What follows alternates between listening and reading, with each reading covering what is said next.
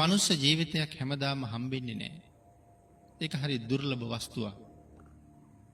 ලැබුණත් බුද්ධාන්තරයක ලැබෙනවා කියන එක පරම දුර්ලභයි. එහෙම ලැබුණත් අංග ප්‍රත්‍යංගයන් නිරෝගීව ලැබෙනවා කියන එක තවත් දුර්ලභයි. අපි ඔය ඔක්කොම ලබා ගත්ත අය. සියල්ලම සම්පූර්ණයි. මනුස්ස ජීවිතයක් බුද්ධාන්තරයක ලැබිලා මිත්‍යා දෘෂ්ටික නොවි අංග ප්‍රත්‍යංග හොඳට ලැබිලා. සංසාරේ පුරාම අපි හුඟක් වැඩ කළා. එදිනෙදා වැඩ කී අපි ජීවත් වුණා. අදත් එහෙම සමහර අය ඉන්නවා. කොච්චර පින් කරන්න තිබුණත්, කොච්චර ගුණ පුරන්න තිබුණත්, බණ අහන්න දන් දෙන්න තිබුණත්, ඒ අයට වෙලාවක් නැහැ. ඒ අය කියන්නේ කොහෙද වෙලාව? හරියට වැඩ කියලා. අපිත් සංසාරේ එහෙම ඉඳලා තියෙනවා. ඒකයි මෙච්චර කල් මේ සංසාරේ අපි පරක්කු වෙලා තියෙන්නේ. සසර පිළිබඳව දන්නේ නැහැ.